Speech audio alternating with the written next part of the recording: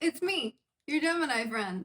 This video is going to be about the Leo Ascendant and Aquarius Descendant. I have a video in the description about the Ascendant and Descendant that goes more in depth.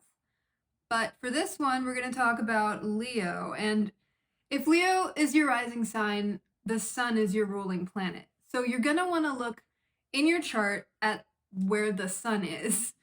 You know, it's going to be your sun sign, but you want to look at the house. You want to look at any aspects to the sun. You also want to look at aspects to your ascendant, to any planets in your first house, and any planets that are conjunct your ascendant, whether they are in the first or the 12th house. And if I sound stuffy, I've been sick for a bit, but I feel fine. Just needing to stay hydrated is a crazy thing. Okay, so the ascendant, just briefly, it's how we are initially perceived. It has to do with our appearance and the way that we show up, the way that we arrive on a scene, the way that we handle new beginnings, anything that's like an initiation or a start, because it's birth. It's representative of the moment that we were born and the birth environment. And when you have the sun here, that's like, sorry, I should go back to the descendant. And the descendant is going to be the opposite of this. It's the beginning of the 7th house, which deals with our one-on-one interpersonal relationships. So it can be people that we attract, people that we are attracted to, and kind of just like the ideal matching energy for us. If you're a Leo ascendant, it doesn't mean that you need to find an Aquarius. It just means that you do need to take into account Aquarian traits when it comes to relationships. Sometimes the descendant can indicate a balance that we need, something that we are projecting onto other people or not fully integrating into ourselves. So that is always also something to consider. But if you have your sun as the ruling planet, when I mention the birth environment, this is like a very welcoming step into life. The sun as a ruling planet is so creative. This is so much focus on like who you are as a person, what makes you special, what you can create and show for yourself, like your talents, your interests, what makes you shine. There's a real focus on confidence and standing out. And it is going to be really important to look at where the sun is in your chart, because if your sun has difficult aspects, various things going on, or like it's in a house that the sun finds a bit harder to shine in, it's going to affect you. Identifying with your sun sign is very important when the sun is your ruling planet. And seriously, the biggest thing with this is just to make sure that you are standing out and that you know what makes you special and that you are showing it. Because people who were born with Leo ascendants are really meant to be leaders or pioneers in a way, showing your own individuality in a way that inspires other people to also be themselves. So authenticity, uniqueness, standing out it's like the main point.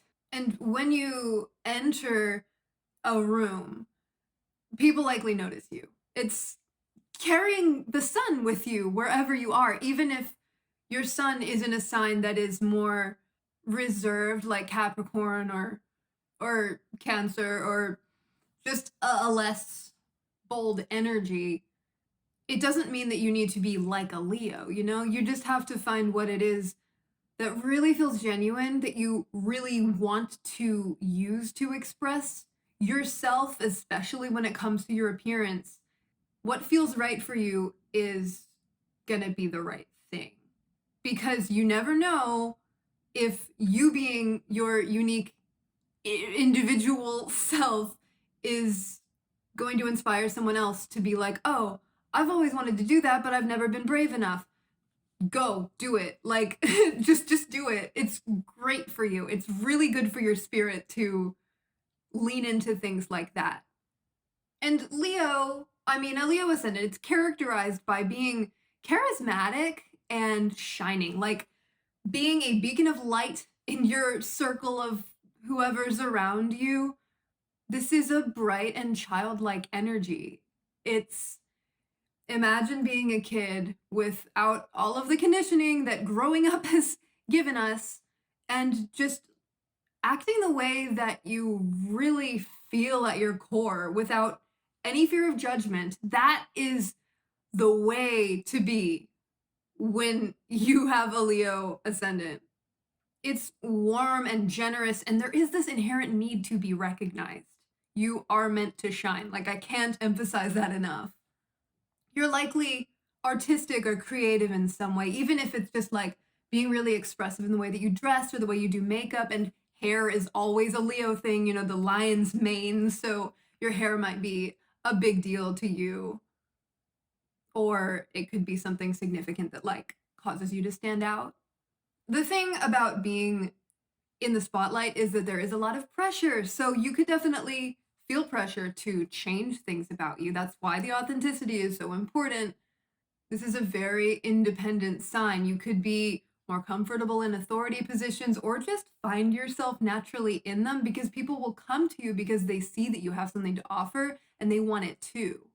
So, where Aquarius, your descendant, comes in here is the balancing energy for Leo. Leo is all about the self and what makes the self special and what you have to offer. So Aquarius is a group-oriented sign. It is very concerned with like the whole and humanitarian social efforts, basically who they are within the group. The exact opposite of like what makes you special versus what makes you a part of something. So Aquarius energy really comes in to emphasize what you can do and what you do have to offer by like expanding your worldview and showing you more things that you can do with your talents. If Aquarius is on your descendant, very likely that you're primarily attracted to more intellectual types, someone that you have someone that you have a mental connection with that you can easily communicate with, or that like stimulates your creativity in a more mental way, because Aquarius is a very intellectual sign. Probably intellect is one of the most attractive things to you, and you couldn't see yourself with someone who didn't impress you on some level.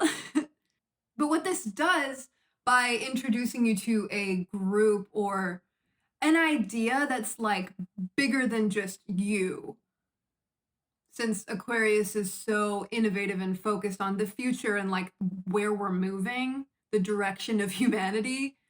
So it really gives Leo a chance to help others emphasize their own specialness.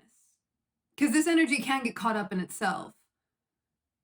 So it's so interesting to me how like this dynamic is just kind of built in, the way that Leo energy seems to work as far as inspiring people and just that like the generosity. Like Leo rules the heart, right? It's really in its highest expression. It exists to pump other people up and, like I said, emphasize their individuality. And Aquarius energy is very nonconformist. It likes to stand out in a way that's like how it's different from everything else.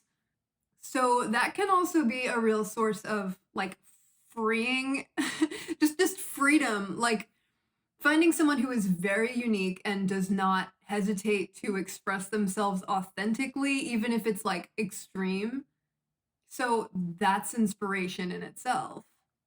And this is also like Aquarius on the descendant can indicate a desire to have less traditional relationships, or just that you do have unpredictable or non-traditional just relationships that it's like either the people are unconventional or the way that it goes about, or like the way the course of the relationship itself could be unpredictable, but the focus is on the mutual creativity, like really working together and making something bigger. Because this is this axis, Aquarius and Leo, is huge energy, fixed energy. So they're both stubborn signs and both very independent.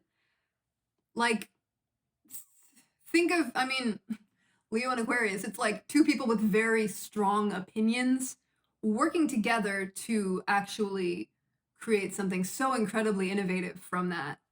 The air feeds the fire, and they really make a great team because they're like such distinct individuals, but in a complementary way. And the warmth of Leo can really help with the detached way of being that Aquarius energy represents.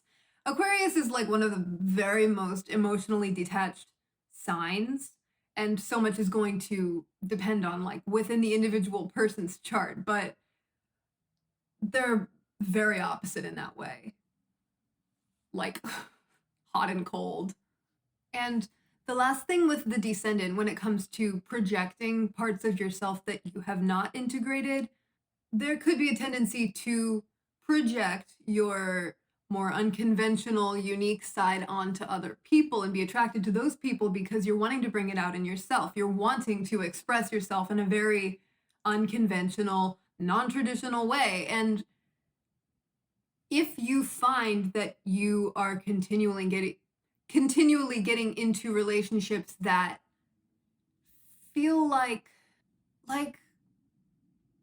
it might stifle something within you, that's a really big sign to find what you're holding back and make sure that you're expressing it through yourself and not just finding people who like draw it out of you or inspire you. Like, you have the capability to inspire yourself. You are ruled by the sun.